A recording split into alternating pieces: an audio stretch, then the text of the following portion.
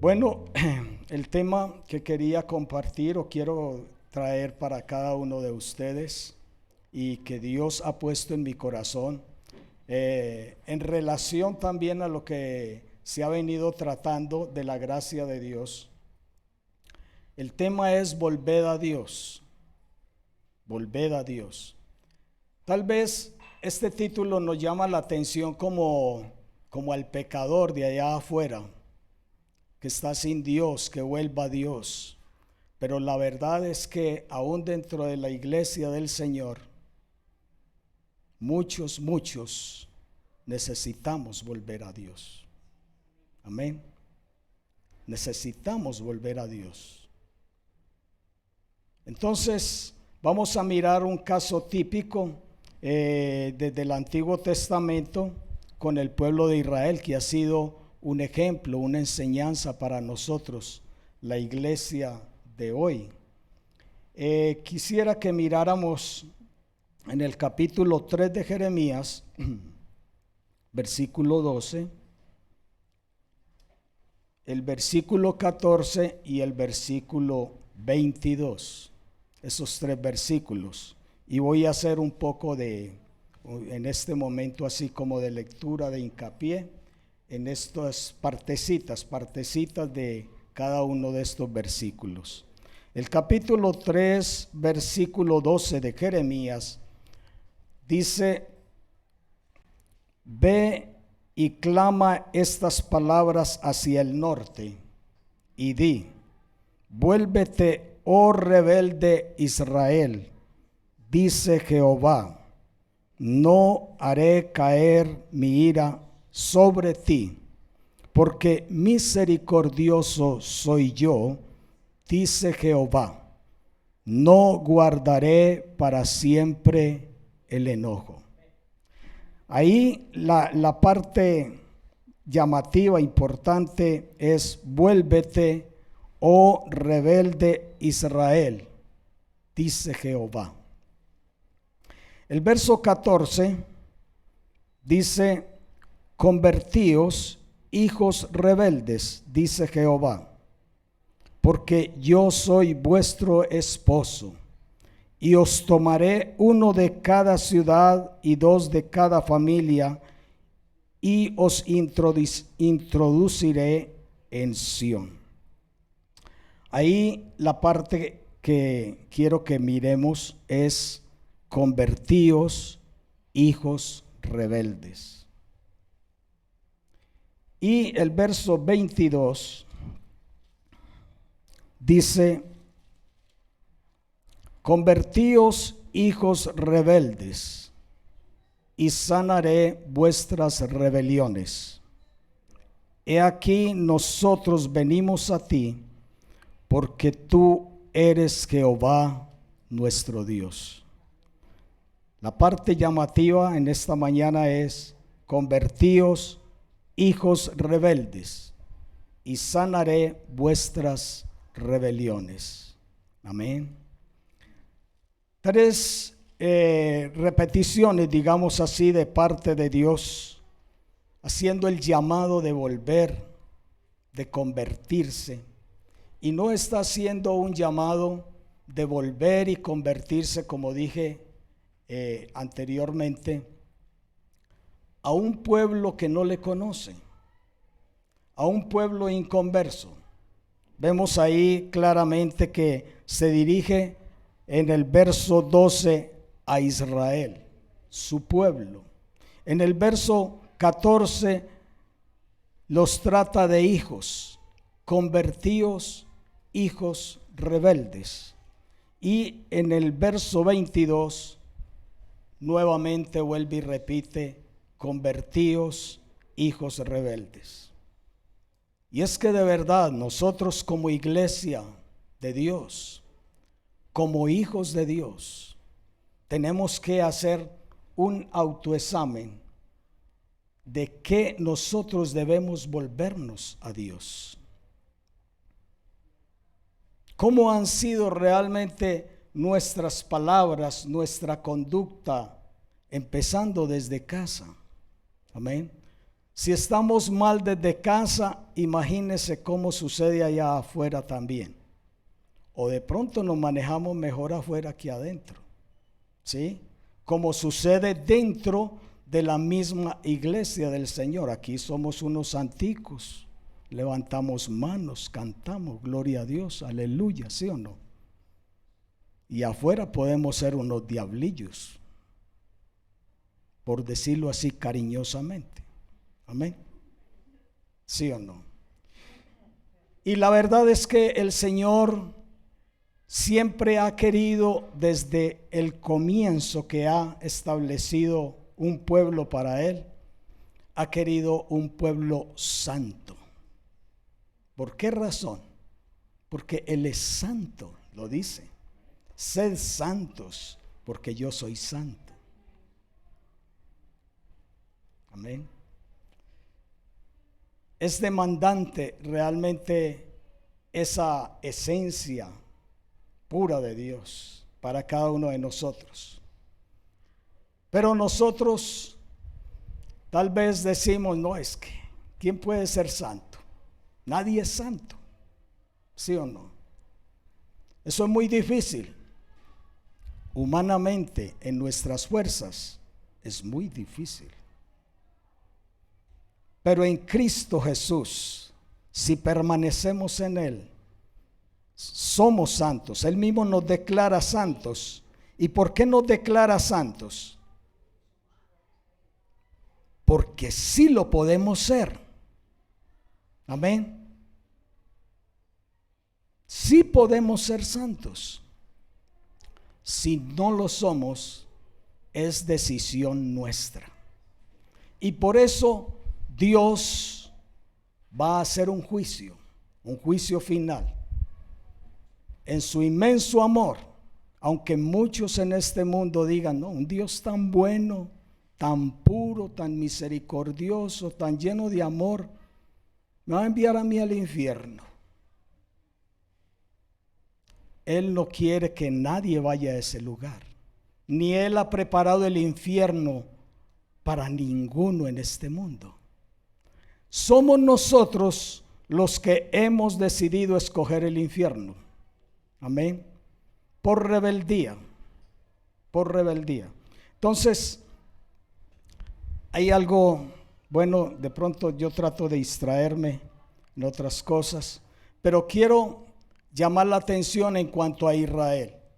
Israel estaba advertido de que cuando tomaran todas estas ciudades, todos estos territorios paganos, que tuvieran mucho cuidado con ¿qué?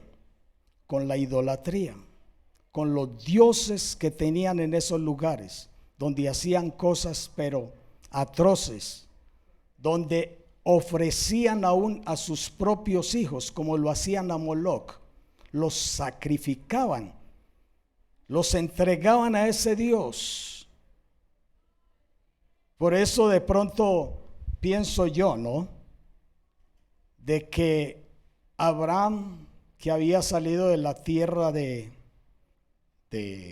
Ur de los caldeos, gracias, de Mesopotamia, allá se practicaba mucho eso.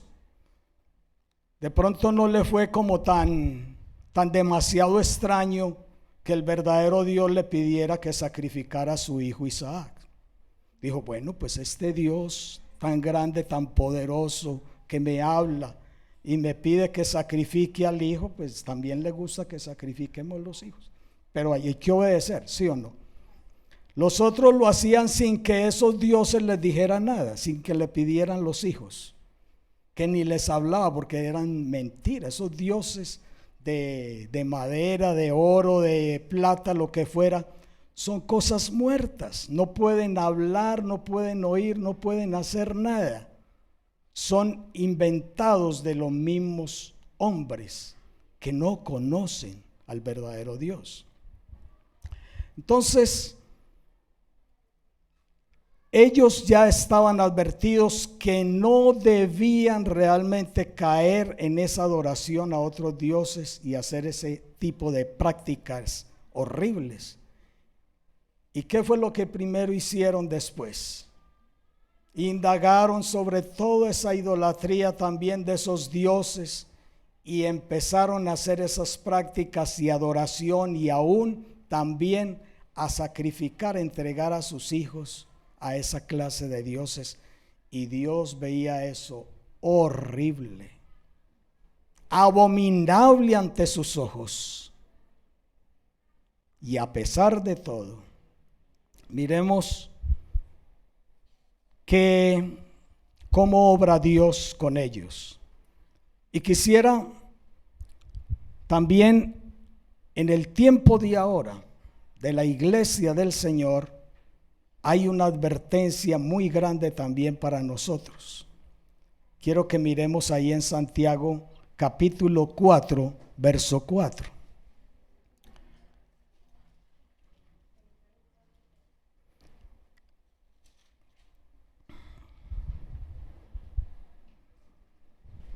Dice así: oh almas adúlteras, ¿no sabéis que la amistad del mundo es enemistad contra Dios? Cualquiera pues que quiera ser amigo del mundo se constituye enemigo de Dios. Mire, nosotros también podemos caer en adulterio, porque según vimos ahí en Jeremías capítulo 3, Israel es señalada de adúltera. Judá también, que cayó en la idolatría. Todo Israel prácticamente cayeron en la idolatría, en la adoración a otros dioses, cometiendo esas cosas horrendas. Y no solamente de sacrificar a los hijos, sino también las orgías que hacían. Eso era algo abominable, asqueroso ante los ojos de Dios. Y nosotros ahora también estamos advertidos de este mundo. ¿Cuántos acá aman al mundo? Hago una pregunta.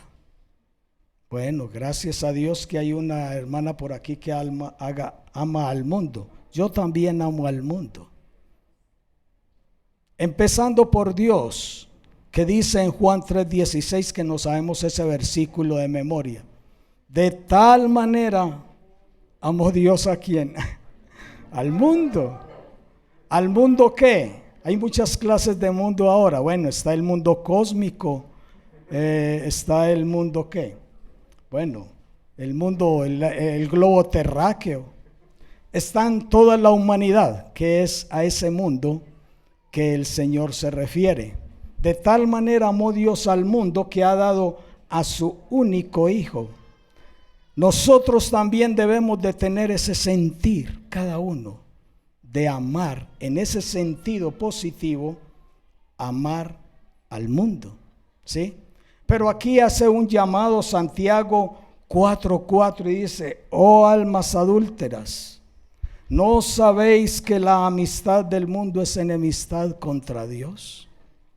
Y que si nosotros amamos a este mundo, nos constituimos en enemigos de Dios. Eso es una clase negativa de amar al mundo. De todo lo que este mundo realmente levanta en rebeldía contra Dios, que va en contravía con Dios. Las culturas de este mundo van en contravía con Dios y están tomando influencia aún hasta en las mismas iglesias cristianas. Yo recuerdo que cuando empecé la vida cristiana había un tipo de adoración muy especial para Dios. Recuerdo que cada uno teníamos un librito, el himnario, y el que estaba al frente cogía el himnario y decía en el capítulo, en la página tal, y ahí estaba el canto, y todo era dirigido, muy especialmente. Y así hasta nos aprendíamos esos himnos de tanto repetirlos y repetirlos. Lo mismo que los coros. Los coros de alabanza no los sabíamos de memoria. No tenían que ponernos pantalla así para que cantáramos. Podíamos cerrar tranquilamente los ojos y cantar porque nos sabíamos el canto de memoria, ¿sí? Y nos podíamos concentrar más, no había nada que nos distrajera. Había un mover muy lindo. Bueno, hemos ido evolucionando en la tecnología, pero en cuanto nos está afectando, ¿cuánto nos interesamos en aprendernos un himno ahora para adorar a Dios? ¿Cuánto nos interesamos en tomar nota de un cántico de estos y lo voy a anotar y me voy a aprender hasta la música y voy a entonarlo cuando esté en casa, en el trabajo y todo? Yo recuerdo que me sabía tantos coros y aún los tengo en mi mente, muchos coros de los viejitos. Y aún en el trabajo, yo allí cantaba a todo pulmón en la planta. Ya no tengo la voz de antes, pero cantaba a todo pulmón. Y era trabajando y cantaba y alababa a Dios. De tal manera que el gerente, el dueño de la empresa, estaba en la oficina y abría la ventana porque le gustaba oír los coros que yo cantaba. Y hasta un día me llamó y me dijo: oíste, vení, qué cantos tan bonitos esos. Vos no tenés por ahí un cassette o un disco donde están todos y me los traes. El mismo gerente estaba siendo tocado por esos cantos. ¿Cómo estamos nosotros de todo lo que estamos recibiendo dentro de la iglesia? ¿Cómo estamos influenciando, estamos tocando a los de afuera que no conocen al Señor? Tal vez ni con un canto a los mismos de la casa. Yo recuerdo que aún hasta en el mismo canto, una vez el Señor sanó a un compañero mío de trabajo. Salíamos del trabajo y nos estábamos cambiando allá en los lockers y yo empecé a cantar un canto al Señor y bueno, yo tranquilo y delante de todos los trabajadores allí, a mí no me daba ninguna pena ni nada, era un gozo, una felicidad, ¿sí? Unos me querían, otros me odiaban, me aborrecían, algunos hasta me invitaban a pelear. Era cosa seria. Y recuerdo que ese día que estaba cantando, mientras que cantaba, el Señor estaba haciendo una obra en un compañero de trabajo y bueno, y él me esperó hasta que todos, la mayoría se fueron y él se me acercó y me dijo: ¿sabes una cosa? Tú entraste y empezaste a cantar ese cántico y mientras que cantabas, se me quitó un dolor de cabeza tan bravo que yo tenía. Era un dolor de cabeza que se me estallaba la cabeza, pero algo raro, tú estabas cantando y fue pasando algo por mi cabeza. Y yo te digo, estoy sorprendido, no tengo ningún dolor de cabeza. Yo sabía que él tenía dolor de cabeza. Solo Dios. Dios sabe cómo obrar, cómo tocar. Y ese hombre fue a la iglesia en que yo asistía. Dios, yo quiero ir donde vos vas. ¿Sí? Con algo tan sencillo. Hermanos, nosotros debemos siempre estar aprendiendo, recibiendo más y más de esta fuente de vida que es el Señor. Entonces, paso ya brevemente a mencionar de Jeremías capítulo 3 acerca del volver a Dios. Es una cosa terrible, digámoslo así, que hayan creyentes apostatando de la fe, rebelándose en contra de Dios, viviendo de la manera contraria a la voluntad de Dios. Eso es apostasía. Y aún dentro de las mismas iglesias hay apóstatas. Ahí están y cantan y hasta de pronto pueden estar sirviendo acá al frente y pueden ser apóstatas, ¿sí? Pero ¿quién sabe eso? Solo Dios, que conoce el corazón de cada uno, ¿sí? Pero el Señor está haciendo un llamado continuo a estos apóstatas. Es tremendo esto, que personas que han disfrutado, han gustado, han sido objeto de la misericordia de Dios, de el amor tan grande de Dios, de un porvenir tan glorioso que tenemos en el Señor, de tantas personas así sacrificando sus bienes presentes y aún los bienes eternos. Es asombroso uno ver esto, personas que están sacrificando todo lo que hay en la casa de Dios, las bendiciones, los beneficios de Dios, y estos beneficios, vuelvo y reitero, eternos, futuros para cada uno, estén en apostasía. Siempre ahí dentro de la iglesia y cometiendo sus mismos pecados. Yo lo digo porque yo también fui apóstata, aún sirviendo al Señor, aún dentro de la iglesia, y yo era rebelde. Hacía cosas que iban en contra de la voluntad de Dios. Y aún así yo me consideraba todavía muy perfecto, estaba muy bien con el Señor. Aún como cuando era inconverso. Recuerdo que a los 10 años de edad, yo me enviaron, no sé cómo puedo decir, a hacer la primera comunión. Yo ni sabía cómo era eso. Y lo único que me dijeron es: tú debes de ir a confesar los pecados primero. Y sí, yo veía personas haciendo fila ya confesando sus pecados y se demoraban mucho. Y yo me consideraba tan bueno de 10 años de edad y yo decía: pero qué pecados. Aún hasta me acerqué a mi madre y le dije: mamá, pero ¿y qué pecados voy a confesar yo? Y me dijo: hijo, no sé, pero dile al Padre que me perdone todos los pecados y aún los olvidados, algo así. Y yo, bueno, yo veía que se demoraban mucho y tuve que llegar allá donde el cura y inventarme una cantidad de pecados que yo no había cometido. ¿Sí? Hasta que yo tiraba piedras a las casas.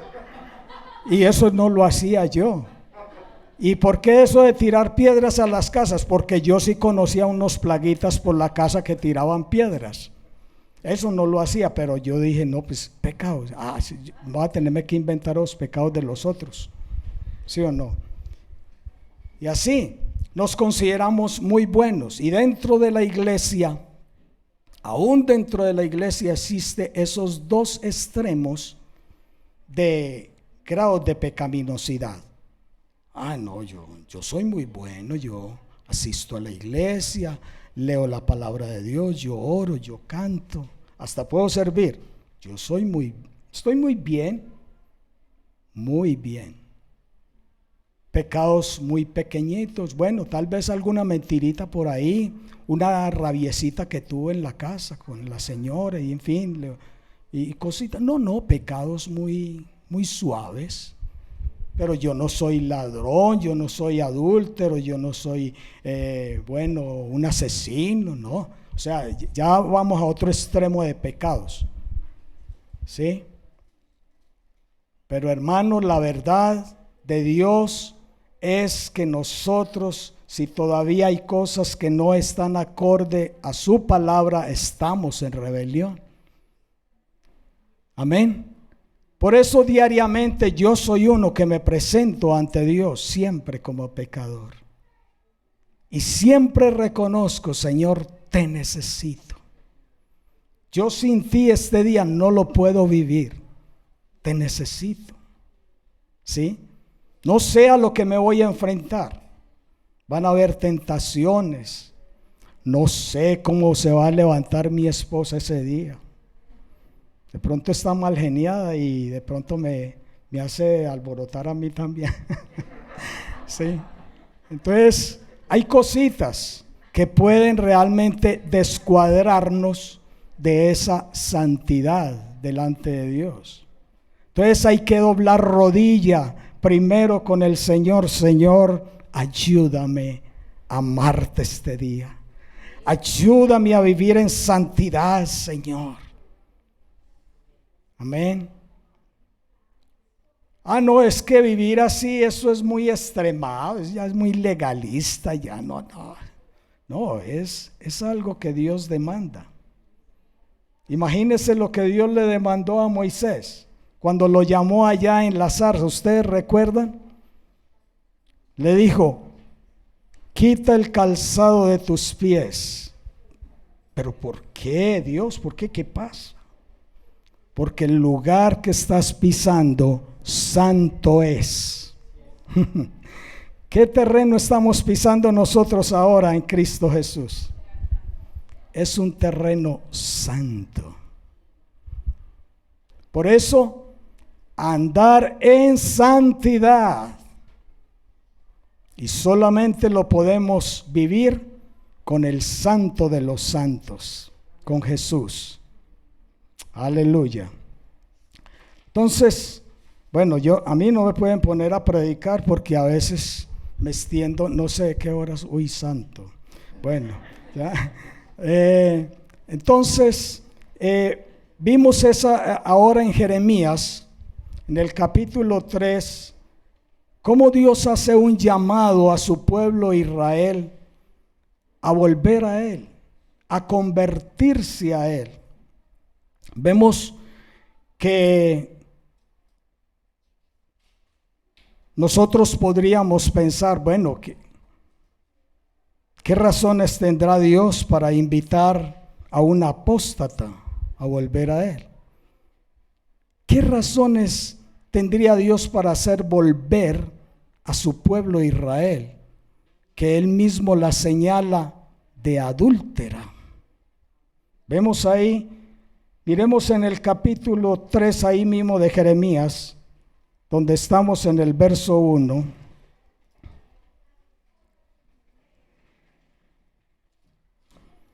Ustedes me disculpan que a veces yo no soy tan rápido para predicar. A veces soy más rápido para orar. A veces sí.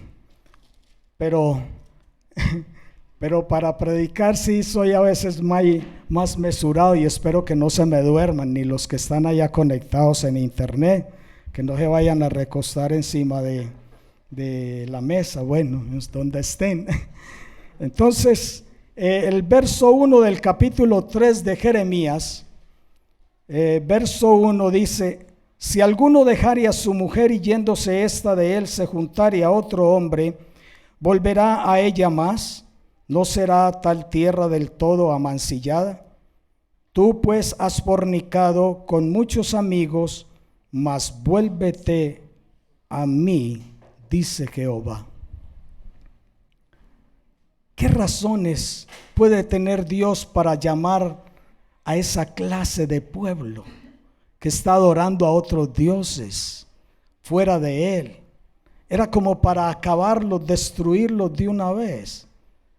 Pero hermanos, el celo propio del amor de Dios permite que exista esta invitación. Él tiene un amor tan grande, no hay palabras para expresarlo. Es un amor persistente con nosotros, que aún todavía pecando, desobedeciendo, Él sigue insistiendo con nosotros. Amén. Así como el caso de Oseas. ¿Qué le ordenó Dios a Oseas? Que se casara con una ramera, una prostituta. Y Oseas, obedientemente al Señor, bueno, pues tú lo ordenas, me va a tocar ir a casarme con una prostituta, ¿sí o no? La voz era tan clara de Dios que él obedeció. ¿Y luego qué? Tuvo hijos con esa prostituta. Y luego esta mujer volvió otra vez a sus antiguas andanzas, otra vez por allá en prostitución. hasta tal punto que fue vendida como esclava. Y cuando estaba ya vendida como esclava, ¿qué le ordena Dios a Oseas otra vez? Ve y cómprala. Ve y tómala otra vez. Qué amor, ¿no? Estaba enseñándole Dios a Oseas realmente el amor que Él tiene para su pueblo, para Israel. Así soy yo. Aunque está ya hundida en el pecado, yo persisto contigo. Amén. Dios ha persistido conmigo. Yo he sido muy pecador. Tal vez lo que yo he cometido no lo ha cometido nadie aquí. Pero es que el hermano se ve con esa carita de santo, de puritano. Algunos hasta donde trabajaban me llamaban el curita. Decían, no, ese tiene cara de cura, es que curita. Pero falta ver la curita que necesitaba yo en mi corazón. ¿Sí o no? Porque es que realmente el pecado en nosotros causa tremenda herida. Es una lepra en nosotros, hermanos, el pecado. Y el Señor quiere realmente coger y limpiarnos, sanarnos de esa lepra maligna que es el pecado. Para eso fue que Él vino, para quitarlo, no como para darnos una untadita ahí de un remedio, algo así, en fin. No, Él vino ¿para qué? Para quitar el pecado de nosotros. Amén. No untarnos como cualquier cosita o poner algo ahí para cubrirnos. Él quiere desarraigar todo pecado de nosotros. Aleluya. Entonces, el celo propio del amor de Dios es realmente el que hace que tenga, digamos, esa razón para invitar a su pueblo. Otro punto más, la abundancia de pecado, el versículo 2. Dice así, de Jeremías 3:2, alza tus ojos a las alturas y ve en qué lugar no te hayas prostituido. Junto a los caminos te sentabas para ellos como árabe en el desierto, y con tus fornicaciones y con tu maldad has contaminado la tierra. ¿Cuál es el propósito de Dios con nosotros acá? ¿Para hacer una contaminación de maldad? ¿Cómo nos señaló Jesús a su iglesia, a sus hijos, a sus discípulos, a sus seguidores? Sal, luz. ¿Qué hace la sal? Ya lo sabemos. Evita que la corrosión. Yo recuerdo cuando pelado, muy niño, en una finca, mi madre untaba sal y sal a esas carnes porque no había nevera, eso era en el campo, y eso quedaba la carne bien salada y ahí la colgaban. Y esa carne sabía rica, no sé, a mí me sabía deliciosa. Pero todo ¿por qué? Porque ahí estaba la sal, evitando la corrosión, la descomposición de esa carne. Hermanos, nosotros somos esa sal aquí en la tierra. ¿Qué está pasando con nuestros vecinos? ¿Qué está pasando con nuestro barrio, nuestra ciudad, nuestro departamento, nuestro país? Nos limitamos en quejarnos nada más, empezando por el presidente. Es que este gobierno, ¿sí o no? No, es que tanta maldad. Y el Señor nos mira. Yo creo que el Señor nos mira y dice, ¿y tú qué estás haciendo? ¿Qué haces por esto? ¿Sí o no? Yo a veces siento que Dios me habla así y yo siento pena. A mí me da pena delante de Dios. Y he deseado y he anhelado y le he orado al Señor, Señor, apasioname, como en un tiempo en que yo recuerdo que estaba apasionado por las almas tanto que me subía a los buses y predicaba y cantaba. Ya ahora me tiemblan las rodillas para hacer eso. Yo digo, Señor, porque es que de verdad, este llamamiento de Dios es como para que nosotros, de pronto los que ya llevamos añitos, recordemos cómo nos llamó el Señor, cómo nosotros éramos felices con otros creyentes, cómo nosotros podíamos enseñar, así como les cuento, enseñar, predicar, advertir a otros del peligro, de la maldad, del pecado del cual debían de salir. Volver otra vez a recordar desde el momento que tal vez nosotros empezamos a desviarnos de este camino glorioso. Eso es lo que debe, digamos, como levantar en nosotros este llamamiento que el Señor hace. Un llamamiento a volver a Él. Así como ya sabemos la historia del hijo pródigo. Todo lo tenía en casa, ¿sí o no? Estaba siendo bendecido allí. No le faltaba nada. Y un día le dio por rebelarse ya, hacer su propia vida, su propia voluntad. Y pedir la herencia, irse, ya sabemos mucho la historia. Pero lo que me conmueve a mí, más del hijo pródigo, es cuando él está allí apacentando cerdos y él vuelve en sí.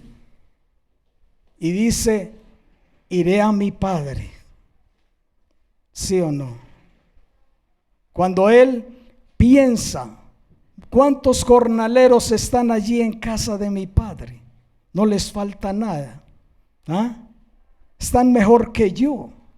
No son hijos de mi padre, son jornaleros. Están en una mejor situación económica, en alimento, y yo aquí perezco de hambre, deseando comer aún hasta las algarrobas de estos cerdos. Y volvió en sí, dijo, iré a mi padre. ¿Cuántos de nosotros acá, si Dios está hablando, tiene que decir, yo debo volver a mi padre? Yo debo volver.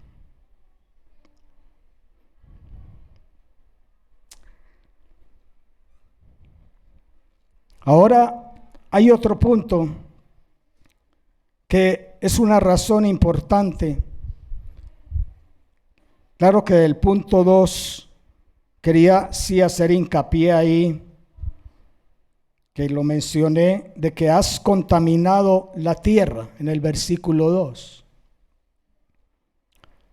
Nosotros debemos ser entonces más bien personas que estamos trayendo vida y más vida a aquellos que no la tienen, que están muertos en sus delitos y pecados. Y el punto 3, como razón que Dios tiene para hacer esta invitación, es el abuso de la misericordia. Vemos el versículo 5 de Jeremías capítulo 3. ¿Guardará su enojo para siempre? ¿Eternamente lo guardará? He aquí que has hablado y hecho cuantas maldades pudiste. O sea, la abundancia de la maldad, porque ellos abusaron, digamos en sí, de la misericordia de Dios. ¿Cuántos ahora están abusando de esa paciencia, de esa misericordia de Dios? No, yo peco y después me arrepiento, ¿sí o no? No, yo cuadro después con el Señor. Y seguimos en las mismas, pecando y pecando. Hay abundancia y abundancia más de pecado. Precisamente esa es una razón por la que Dios levanta este llamamiento de volver. En su inmenso amor, es mucho el pecado en el que te estás envolviendo. Y yo te amo, yo quiero sacarte de ahí. Y qué dicha, hermanos, qué alegría cuando uno puede realmente confesar su pecado y volver a Dios. El mismo salmista David, creo que es en el Salmo 32, que hasta creo que tiene el título ahí, dice la dicha del perdón. Eso es glorioso, hermanos. Yo he podido experimentar eso, la dicha del perdón. Hermanos, es una carga muy pesada que uno está llevando de pecado en sí. Y cuando la confiesa, uno se siente liviano en toda su plenitud de la vida, en toda su vida. Dios está demandando en este tiempo aún a su iglesia, que un día dijo: entrego mi corazón a ti.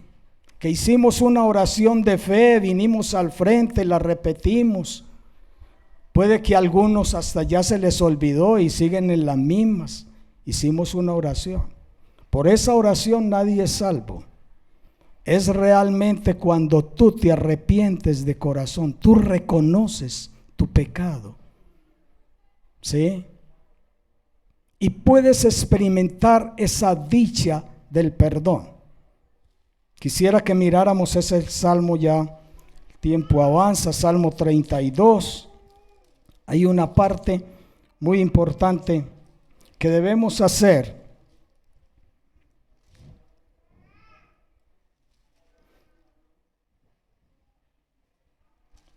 Bueno, bienaventurado el hombre, dice el verso 2, a quien Jehová no culpa de iniquidad y en cuyo espíritu no hay engaño.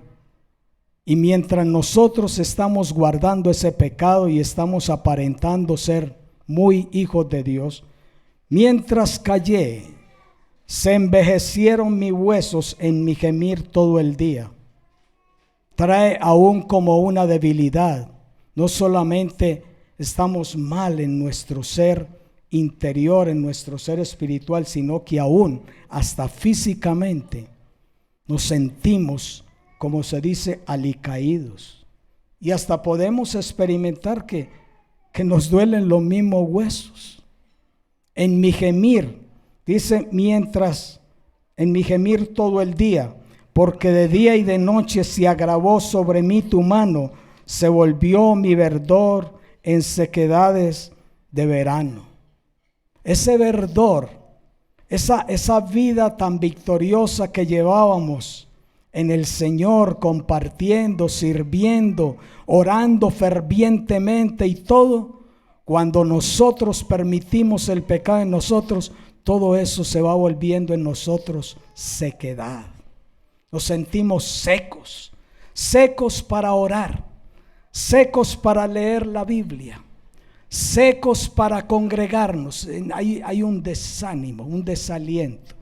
No nos interesan las cosas espirituales. ¡Qué peligro! Porque ahí es donde muchos definitivamente, como he escuchado de algunos que aún hasta han servido al Señor, se han declarado ateos, enemigos de Dios. Y todo empezó ¿por qué? Por un pecado que nosotros consentimos en nuestros corazones. El Señor en nuestro tiempo está diciendo todavía: dame, hijo mío, tu corazón.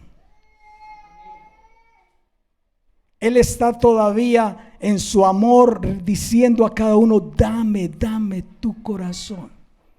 Pero ¿cuál es el corazón? ¿Será este órgano ahí que bombea la sangre, que hace esa operación sistólica y diastólica de entrada y salida de la sangre? Ese órgano.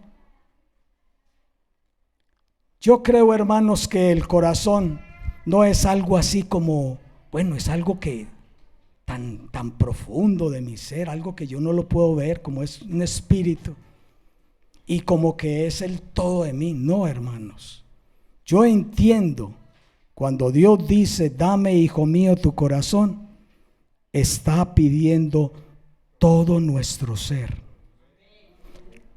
La totalidad de nuestra vida acá.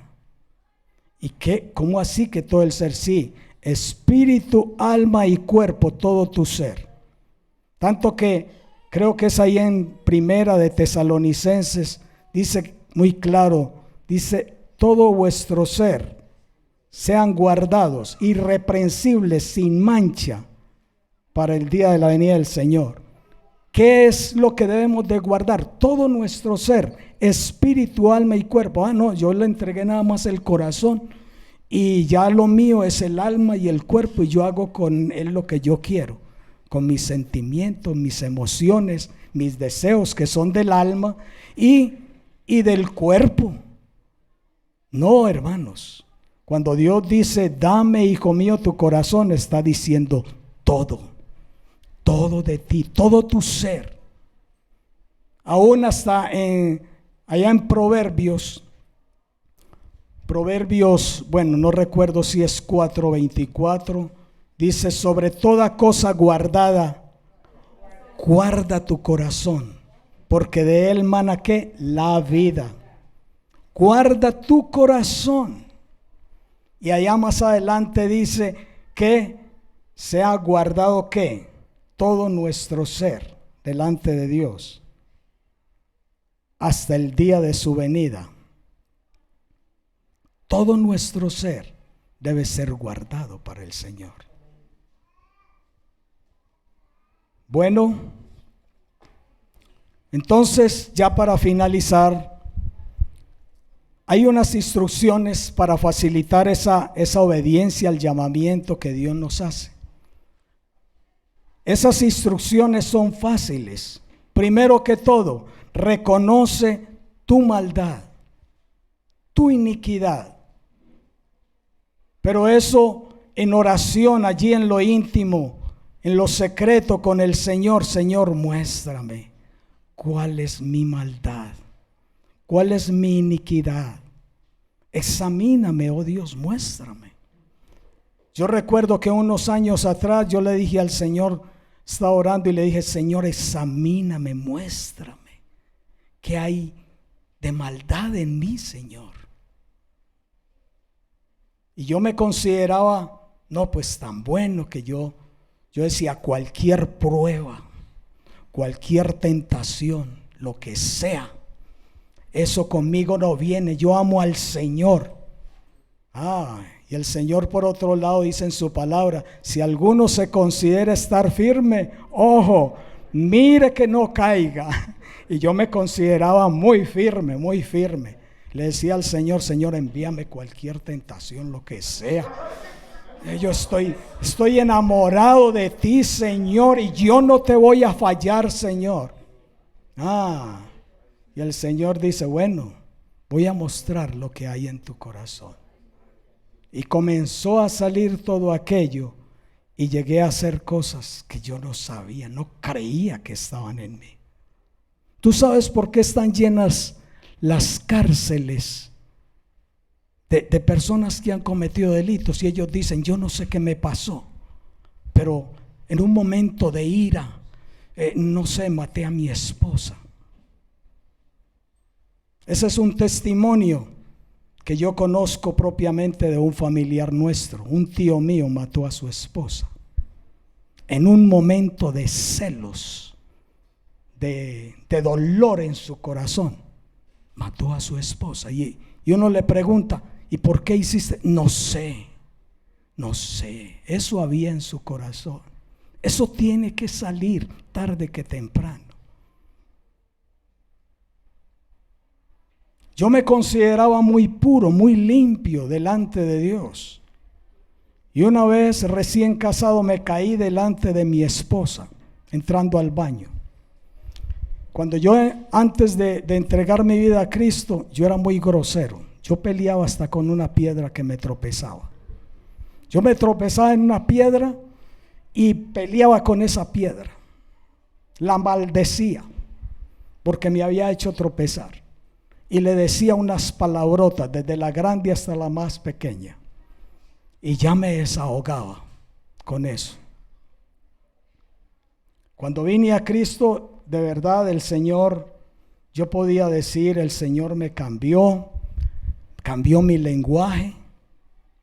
Yo decía palabras feas, pero en la calle, en la casa no. En la casa recibía un golpe de mi papá en la boca. Y mi mamá, si me oía, decía, la boca se te va a volver como un carriel. Y yo me imaginaba un carriel. Ustedes saben lo que es un carriel de esos campesinos.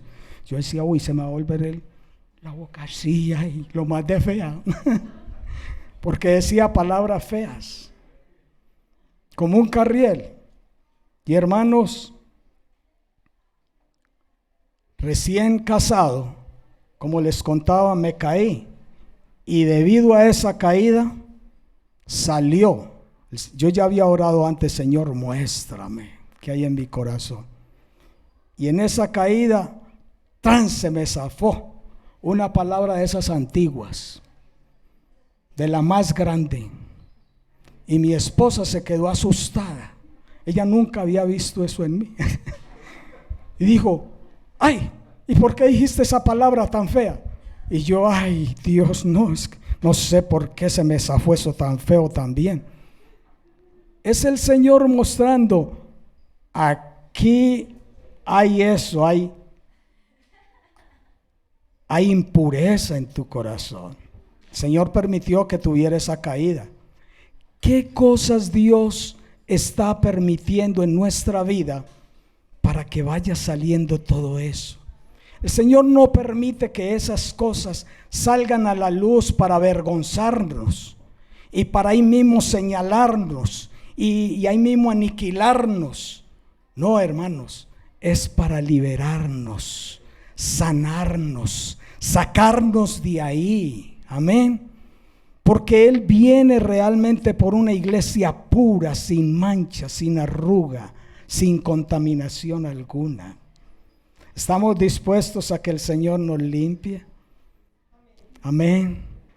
¿Estamos dispuestos realmente a volver al Señor?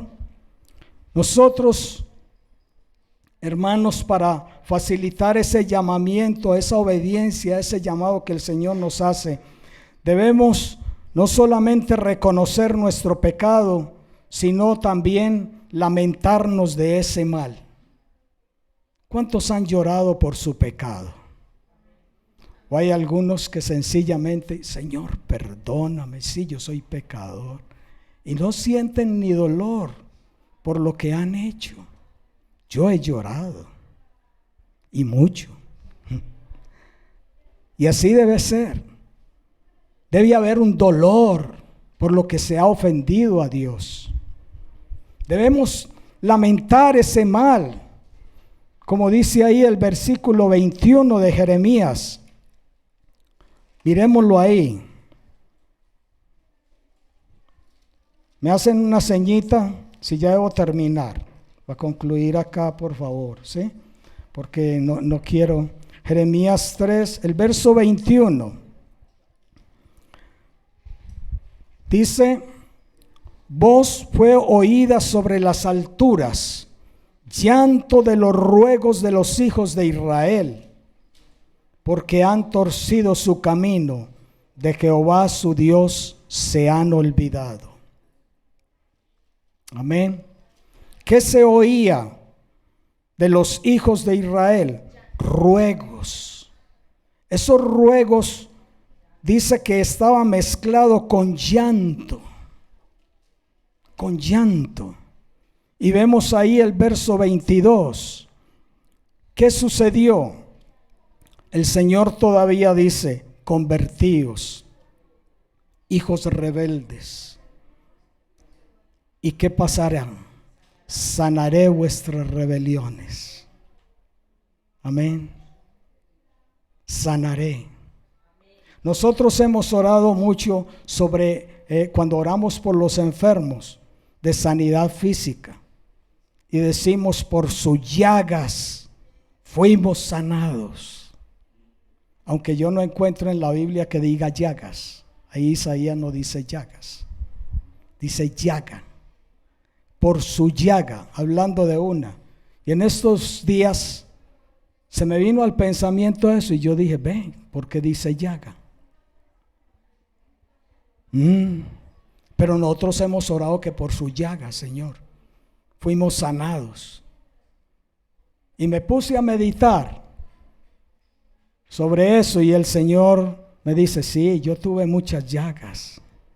Cuando fui azotado, fui golpeado, fui maltratado hasta que me llevaran a la cruz y muriera.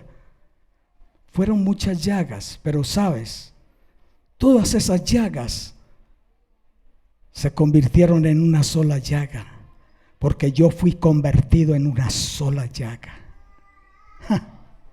Dice, por su llaga fuimos sanados. Y eso vino así a mi mente y yo dije, Señor, entiendo, tú fuiste convertido en una sola llaga.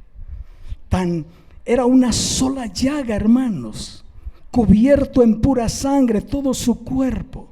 Desde la cabeza hasta los pies era una llaga. Él fue desfigurado completamente, su rostro, su cuerpo.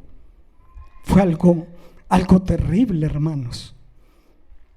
Por amor a ti y a mí. Entonces, Él dice acá, sanaré vuestras rebeliones. Se estaba refiriendo a su sacrificio, su entrega, su vida por ti y por mí. Amén. Entonces, lo que promete el Señor es una unión, lo que Él demanda es una unión renovada de todo corazón. Porque dice ahí en el verso 22, he aquí nosotros venimos a ti, porque tú eres Jehová nuestro Dios. Eso es lo que Dios está esperando de cada uno de nosotros, así como el pueblo de Israel llegó a un punto en que reconoció su pecado. Ellos lloraron, rogaron a Dios el perdón de sus maldades, de su rebelión tan grande contra Dios. Dice, venimos a ti porque tú eres Jehová nuestro Dios. Ellos pudieron llegar a un punto en que dijeron, realmente estos dioses no sirven para nada. Tenemos que volver al verdadero Dios. Él es el único Dios. Antes de yo entregar mi vida a Cristo, yo era un idólatra. Desde muy pelado. Y recuerdo que, era más pequeño que ahora. Y yo luchaba por tocarle los pies al Cristo crucificado que estaba ahí. Ese ídolo de Cristo. Para tocarlo. Yo lo adoraba y desde niño iba y le prendía las velitas. Confiaba en eso de que realmente podía hacer algo por mí. Pero yo seguía haciendo lo mismo de malo. Yo no conocía realmente a Dios. Y así hay muchos allá sin Cristo, tras de la idolatría, confiando en ídolos, en imágenes de yeso, de madera, de hierro, no sé qué, de qué material. Puede ser hasta de oro fino, oro puro, así sea de oro, nada puede hacer. Yo creo que ese oro lo único que sirve es para venderlo y tal vez darlo a los pobres. Eso sí sería un milagro que sucediera. Pero de resto no sirve para nada.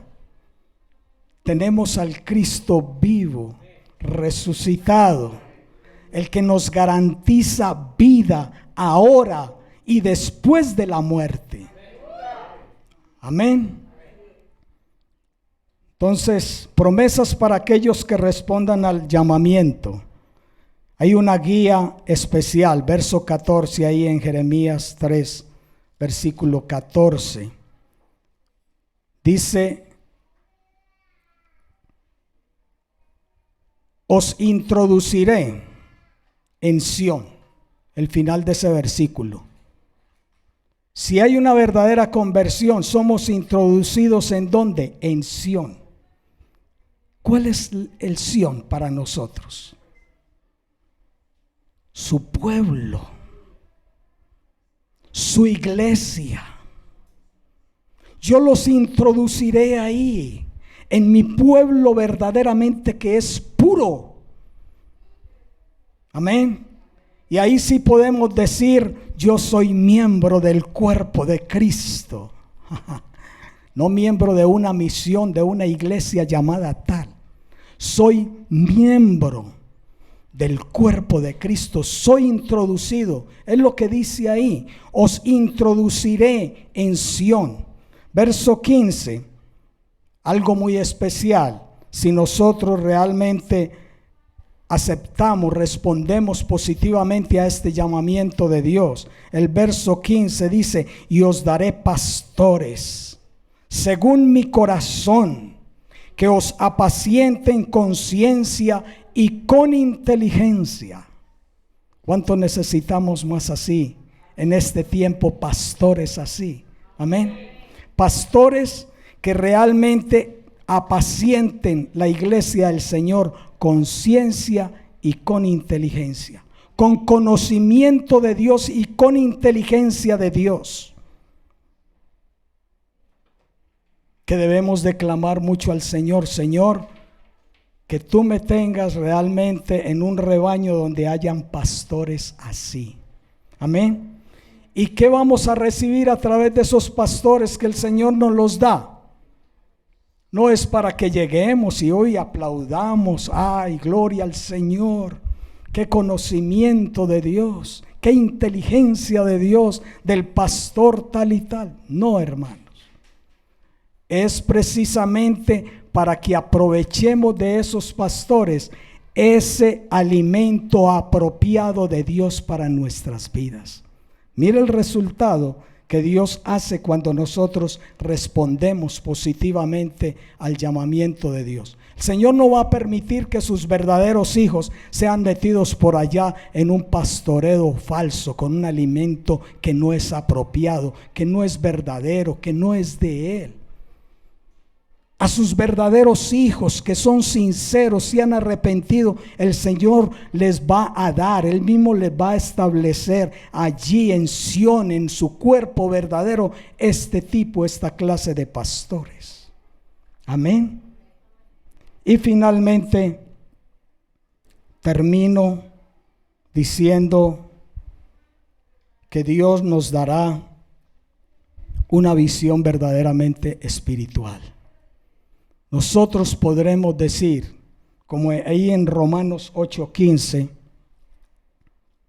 quiero que miremos y terminemos ahí, y me perdonan si de pronto cansé a alguien en esta mañana.